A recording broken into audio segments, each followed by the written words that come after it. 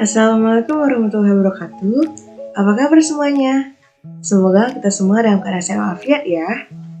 Sebelumnya, saya ucapkan terima kasih kepada dosen pengampu saya, Ibu Dr. Anda Nurlaili, MPDI, yang sudah memberikan arahan kepada saya untuk memenuhi tugas ujian tengah semester pada kali ini.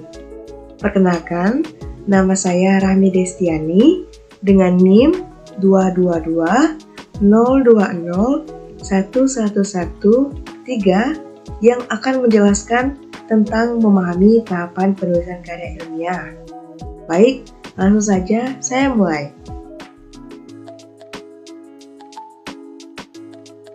Sebelumnya, ada yang tahu apa itu karya ilmiah? Karya ilmiah merupakan hasil tulisan yang menuruti suatu aturan tertentu. Aturan tersebut biasanya merupakan suatu persyaratan tata tulis yang telah dibakukan oleh masyarakat akademik. Secara umum, proses penulisan karya ilmiah dilakukan dalam 3 tahapan, yaitu tahap pra-penulisan, tahap penulisan, dan tahap perbaikan. Selanjutnya, karakteristik karya ilmiah. Menurut Jonathan Sarwono, tahun 2010, ada beberapa karakteristik tulisan atau karya ilmiah yang perlu diketahui. Antara lain, yang pertama, tulisan menggunakan metode ilmiah. Ciri-cirinya, tulisan didukung dengan menggunakan data hasil observasi. Pada metode ilmiah ini, terdapat hipotesis atau setidaknya pertanyaan penelitian. Adanya kemungkinan dapat direproduksi oleh penulis lain dalam konteks yang berbeda dengan menggunakan metode yang sama. Yang kedua, tulisan didukung dengan menggunakan data empiris. Maksudnya, data yang digunakan sebagai alat pembuktian atau jawaban pertanyaan-pertanyaan yang disampaikan dalam tulisan tersebut. Yang ketiga, data dikumpulkan dengan menggunakan teknik observasi. Yang keempat, terdapat pengukuran hasil yang ditentukan, biasanya menggunakan perhitungan statistik nih. Dan yang kelima, umumnya menggunakan terminologi khusus yang hanya diketahui oleh sesama kelompok keahlian atau per grup. Yang keenam, tidak jarang hasil temuan juga dipaparkan dengan menggunakan grafik tabel atau gambar loh. Selanjutnya, tulisan disusun dengan cara menggunakan gaya penulisan ilmiah tertentu yang memiliki ciri-ciri memberikan fakta, bersifat objektif, tidak mengandung unsur nilai moral dan emosi, menggunakan bahasa baku, bersifat akurat, serta tidak memberikan opini pribadi. Yang terakhir, hasilnya merupakan dokumentasi teknis. Karya ilmiah juga memiliki beberapa ciri-ciri loh. Apa ya ciri-cirinya? Ciri-ciri karya ilmiah. Secara ringkas, menurut Mukayat D. Brotowijojo tahun 2002 adalah sebagai berikut. Yang pertama, menyajikan fakta objektif secara sistematis atau menyajikan aplikasi hukum alam pada situasi spesifik. Yang kedua, penulisnya cermat, tepat, dan benar, serta tulus. Maksudnya, tidak memuat terkaan, pertanyaan-pertanyaan tulus dapat mengingat efeknya. Yang ketiga, tidak mengajar keuntungan pribadi, tidak berambisi agar pembaca berpihak padanya. Motivasi penulis hanya untuk memberitahukan tentang sesuatu. Penulis yang ilmiah tidak ambisius dan tidak berprasangka. Yang keempat, karangan yang ilmiah itu sistematis.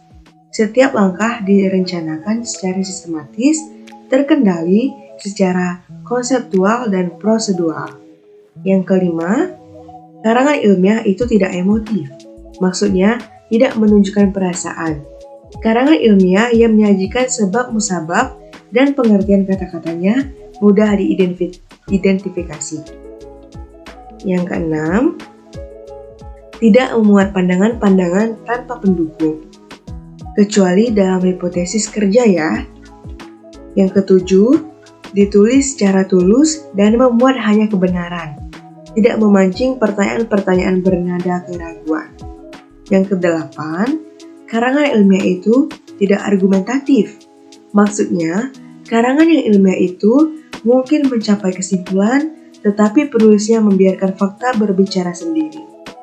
Yang kesembilan, karangan ilmiah itu tidak persuasif, yang dikemukakan fakta dan aplikasi hukum alam pada problem spesifik. Dan yang terakhir, karangan ilmiah itu tidak melebih-lebihkan sesuatu.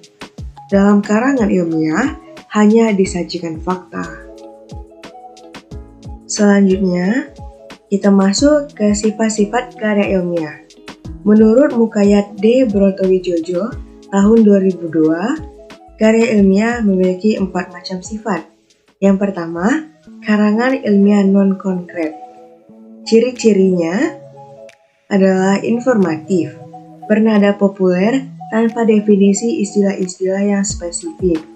Topiknya spesifik dan konkret tanpa ajakan emosional atau imajinatif. Bahasa figuratif hanya dipakai untuk menghangatkan masalah, tersusun sistematis dan ditunjukkan kepada pembaca dengan pengetahuan ilmiah dasar. Yang kedua, karangan ilmiah teknis umum. Ciri-cirinya, kata-kata istilah teknis tanpa definisi, tidak mengejar keuntungan pribadi, tulus ikhlas, tidak memuat penilaian tetapi meletakkan masalah secara umum, bersifat konkret, susunan dan nada moral, tidak ada nada ajakan emosional, dan ditunjukkan kepada pembaca berpengetahuan teknis. Yang ketiga, karangan ilmiah abstrak formal.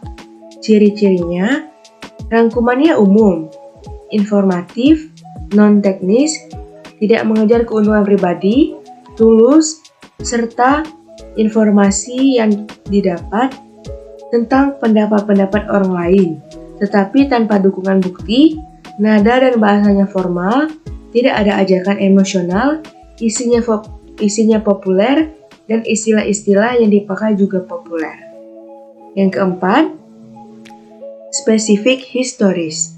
Ciri-cirinya, seluruhnya dalam karangan tersebut informatif, berdasar sumber sejarah, tanpa ajakan emosional, tidak mengejar keuntungan pribadi, tulus, tidak memuat penilaian konkret dan spesifik, semi-teknis, bahasa dan susunannya diatur secara formal. Karena ciri-ciri itulah, maka karangan sejarah yang ilmiah itu tidak termasuk karangan kesastraan. Kita masuk ke jenis-jenis karya ilmiah. Karya ilmiah memiliki beberapa jenis, seperti yang diungkapkan oleh Bambang Dwiloka dan Rati Riana tahun 2005, yang juga mengutip dari Arifin tahun 2003, bahwa karya tulis ilmiah dibedakan menjadi makalah, kertas kerja, skripsi, tesis, dan disertasi. Selain daripada itu, ada pula jenis karya ilmiah lainnya seperti artikel, resensi, dan paper. Namun, dalam kesempatan kali ini, saya akan membahas 2 jenis karya ilmiah, yakni artikel ilmiah dan makalah. Artikel ilmiah. Menurut Heri Jauhari tahun 2008, yang juga mengutip dari Smadria tahun 2004, artikel adalah tulisan lepas berisi opini seseorang yang mengupas tuntas suatu masalah tertentu yang sifatnya aktual dan kadang-kadang kontroversial dengan tujuan untuk memberitahu atau informatif, memengaruhi, meyakinkan, dan menghibur banyak pembaca. Artikel biasanya diperuntukkan bagi masyarakat umum yang dimuat pada media cetak, majalah dinding, dan ada juga tugas dari dosen dengan maksud menyampaikan ide, gagasan, dan pengetahuan. Jenis-jenis artikel ada banyak loh, antara lain artikel praktis, artikel ringan, artikel halaman opini, dan artikel analisis ahli.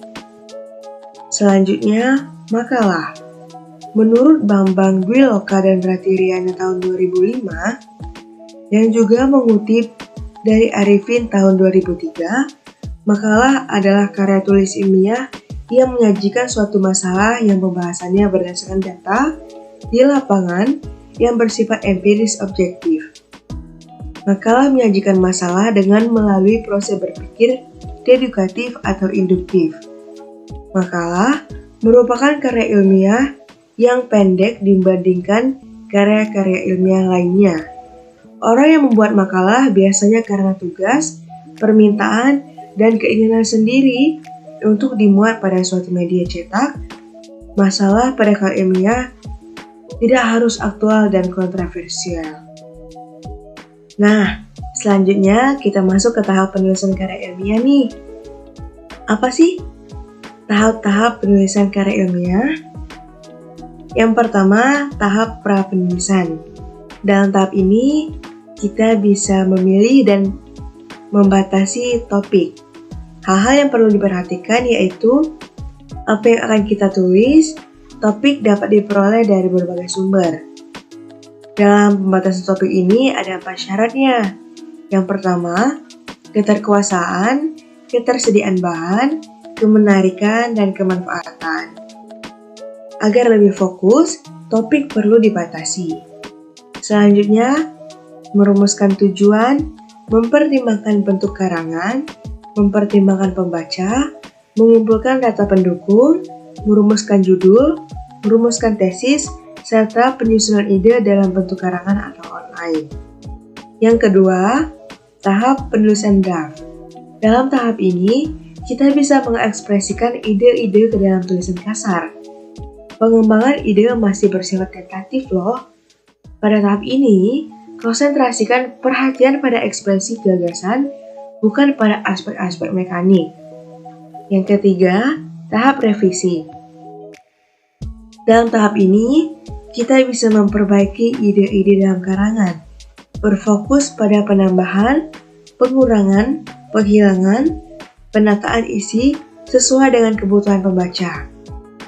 Hal-hal yang diperlukan atau yang akan kita lakukan adalah membaca ulang seluruh draft, sharing atau berbagi pengalaman tentang draft kasar karangan dengan teman, dan yang terakhir, revisi dengan memperhatikan reaksi atau komentar masukan.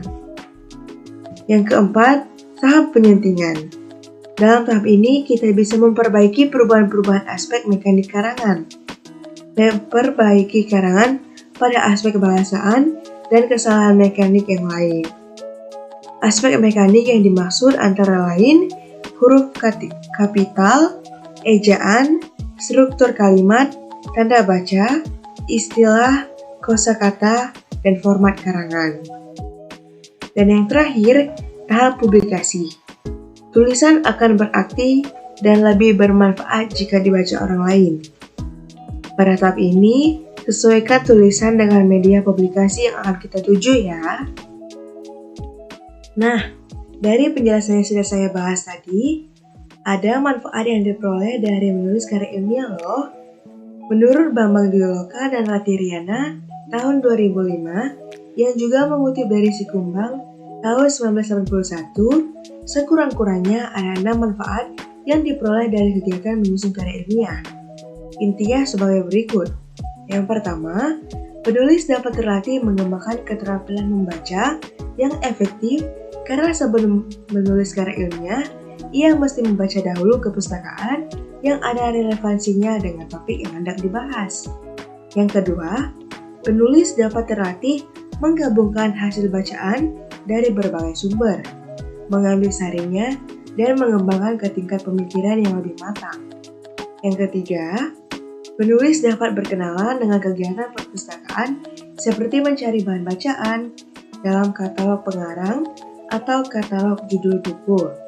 Yang keempat, penulis dapat meningkatkan keterampilan dalam mengorganisasikan dan menyajikan data dan fakta secara jelas dan sistematis. Yang kelima, penulis juga dapat memperoleh kepuasan intelektual loh. Dan yang terakhir, Manfaat dalam menulis karya ilmiah, penulis juga turut memperluas cakrawala ilmu pengetahuan masyarakat. Jadi, itulah beberapa manfaat yang bisa kita peroleh dari menulis karya ilmiah.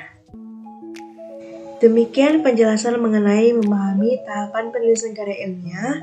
Saya selaku pembicara, mohon maaf jika ada banyak kekurangan dalam penyampaian pada kali ini, dan semoga ilmu yang didapat bisa bermanfaat dan diridhoi oleh Allah Subhanahu wa Ta'ala. Sampai jumpa pada kesempatan berikutnya. Saya akhiri. Wassalamualaikum warahmatullahi wabarakatuh. Sampai jumpa.